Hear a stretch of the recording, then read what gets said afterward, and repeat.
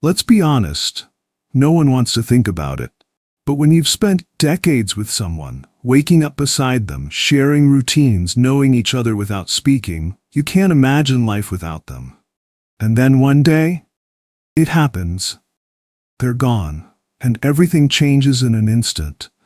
The house feels too quiet, the bed feels too big. Even simple things, like setting the table, don't feel simple anymore. This isn't just grief, it's a whole new world, and you're left trying to find your way through it. This video isn't about legal forms or what to wear to the service. It's about you, the one who's still here, trying to breathe, trying to function, and maybe one day, trying to feel whole again. I want to walk with you through this, like a friend who understands and a guide who's walked this road before. There are 6 essential steps you need to know. Not to rush through your grief, but to survive it. And gently, steadily, begin to live again. So take a breath, you're not alone. Let's begin. Number 1. Feel before you fix. When your partner dies, the world doesn't just go quiet. It goes numb. You wake up, and the house doesn't sound the same. No footsteps down the hall, no rustling of newspaper, no voice calling out, "Want some coffee?" The bed feels too big, the kitchen feels too still, and your heart feels like it's floating somewhere far from your body. In those first few days, maybe even weeks, you might feel this strange pressure to do something. Anything. Clean the closets, sort the bills, make calls, keep moving, just so you don't have to sit in the silence. But before you start fixing everything around you, you have to let yourself feel what's inside you. That means giving yourself permission to cry, to sit in their chair, to hold their sweater, to say out loud, "I miss you," even if no one else is around to hear it. Let me tell you about Sophia. She's 83. She lost her husband after more than 50 years together. Right after he passed, she told everyone she was fine. She stayed busy, cleaning, running errands, folding laundry that didn't need folding. But each night she sat in the dark, staring at his favorite recliner. Not because she missed him, she told herself, but because she was pretending she didn't. And then one night, the tears came. Real, heavy, honest tears. And something inside her softened. Not because the pain was gone, but because the grief had finally been seen. Finally given space to breathe. You see, you are not broken because you're overwhelmed. You are not weak because you're falling apart. You're grieving. And grief isn't a sign that something's wrong with you. It's a sign that something precious was lost. Grief that's buried never disappears. It just waits. And when it comes back later, if we've pushed it down too far, it comes back harder and heavier. So take a moment, pause, feel it, cry if you need to, talk to someone, or talk to God, or just sit quietly, hand on your heart, and say, "This hurts, and it's okay that it hurts." That's not weakness, that's healing, beginning. You don't have to fix anything right now, you just have to feel. One breath at a time, one tear at a time. That's how you start to heal. Number 2. Reach out before the silence becomes a cage. In the beginning, people show up. The phone rings. Friends drop off meals. You hear, "Call me if you need anything." And for a little while, the house still feels full. But then, almost without warning, the calls slow down. The doorbell stops ringing. And suddenly, it's just you in the silence. That silence can be gentle at first. But if you're not careful, it can start to feel like a wall. A heavy, lonely wall that separates you from the world outside. That's why you have to reach out before the silence settles too deeply. Before it becomes your only companion. Now I know that's easier said than done. When you're grieving, even picking up the phone can feel exhausting. You don't want to answer the same questions. You don't want to pretend you're okay when you're not. You don't want to cry in front of anyone. That's exactly what happened to Daniel.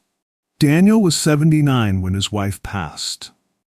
At first, people checked in. They called, left voicemails, sent cards. But Daniel didn't answer. He let every call go to voicemail. He didn't want to talk, didn't know what to say, didn't want to explain his pain, not even to people who cared. And slowly, the phone just stopped ringing. It wasn't until a neighbor came by and knocked on the door that Daniel realized something important. He wasn't just grieving, he was disappearing. After that, Daniel made a promise to himself. Just one real conversation a day. It didn't have to be deep or long. Just one voice, one connection, one reminder that he was still part of the world. And that small promise, it changed everything. It gave him a thread to hold on to, a lifeline. You don't need to pour your heart out. You don't have to explain your pain if you're not ready. Just connect. Call a friend. Reply to a text. Say yes when someone offers to drop by. Sit on the porch with a neighbor. Talk about the weather, or a memory, or even nothing at all. Because grief isolates you, but connection heals you. And if you live far from family, don't wait. Look for a local grief group. Check your community center. Reach out to a church or a senior group.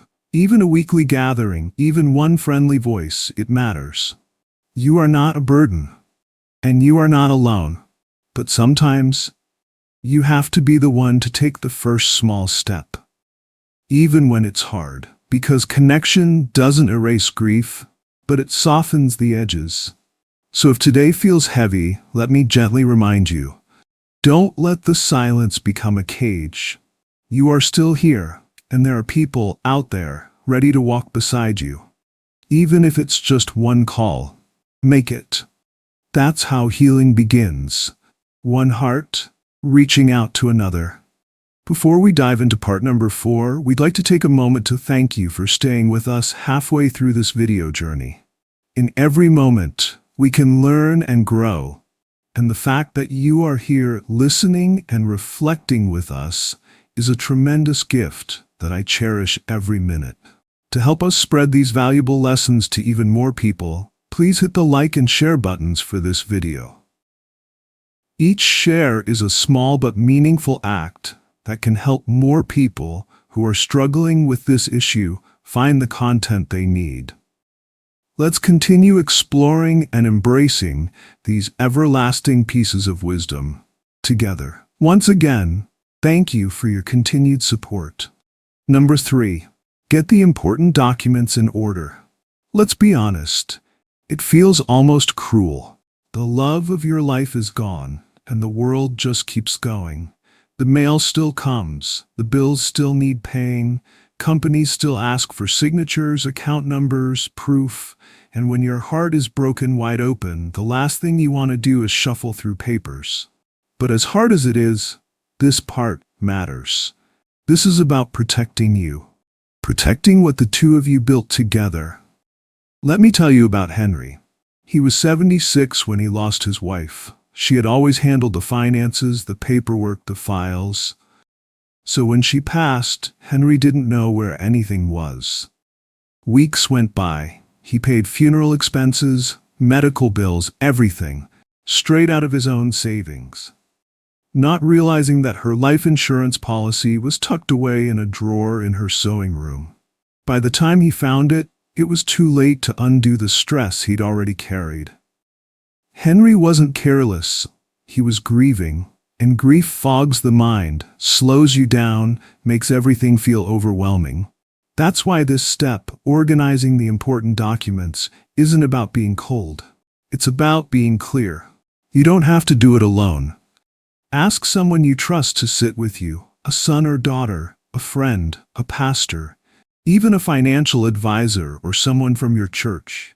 Gather everything in one place. The will, life insurance policies, bank account information, marriage certificate, death certificate, property titles, social security numbers, military records if there are any. Make copies of the most important papers. Write down passwords, account numbers, contact names. Keep it all in a folder or a box that someone else can find if they ever need to help you. You don't have to finish it all in one day. Grief moves slowly, but clarity will help ease some of the weight.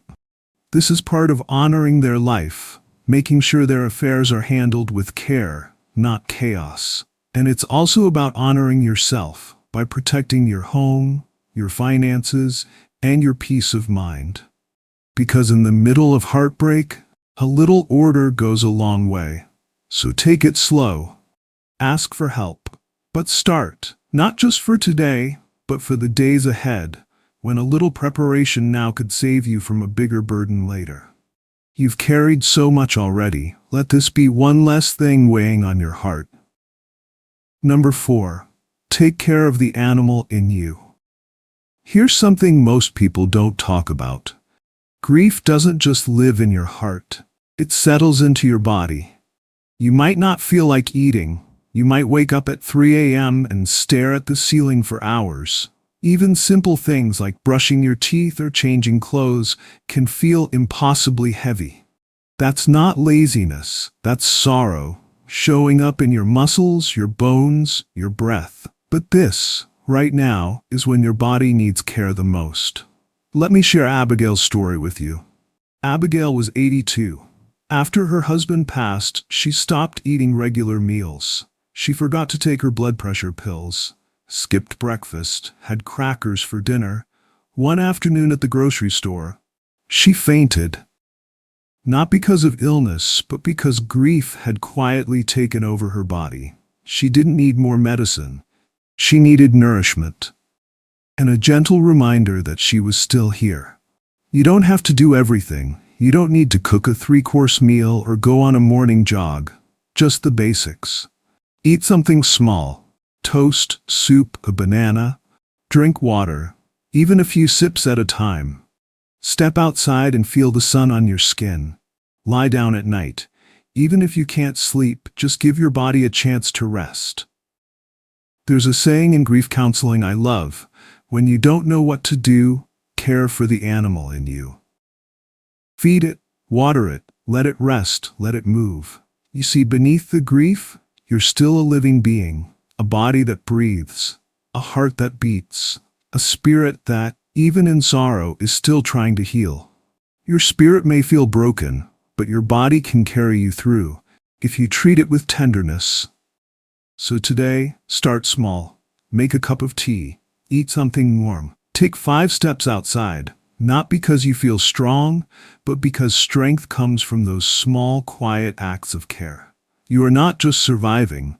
You are slowly, softly rebuilding from the inside out, and your body is part of that story. Number 5. Don't make big decisions while your world is still spinning. When someone you love passes, you might feel this strong urge to change everything. Maybe you want to sell the house, move closer to the kids, clear out the closets, give away their things just to stop seeing reminders around every corner. That's natural. Grief can make your surroundings feel unbearable, like you're trapped in a museum of memories. But here's something important to remember. When your heart is broken, your decisions are not always clear. Let me tell you about Jake. He was 78 when his wife passed away suddenly. In just 2 weeks, he sold their home and moved into an apartment near his son. He thought it would help.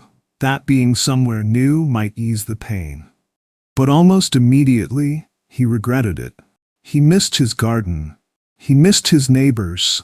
He missed her. In that kitchen they remodeled together. Now he wasn't just grieving his wife. He was grieving the life they had built together. And he couldn't go back. That's why I want to gently tell you, you don't have to leave everything the same forever, but don't feel like you have to change everything right now either. Let the fog settle. Let the numbness lift. You've just been through one of the biggest losses life can hand you. You don't need to add more change on top of it. Not yet. Give yourself permission to pause. Leave their slippers by the door for now, if that brings comfort.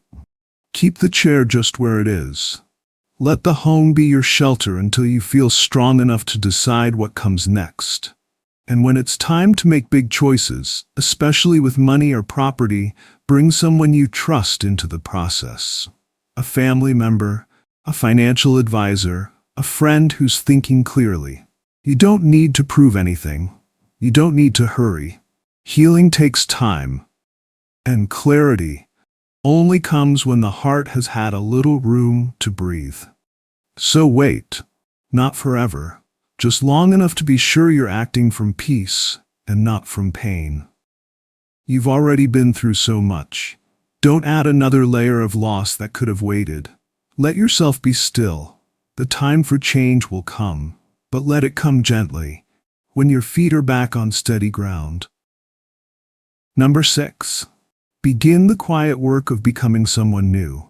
This might be the part no one prepares you for. Because when your spouse dies, you don't just lose them. You lose the us.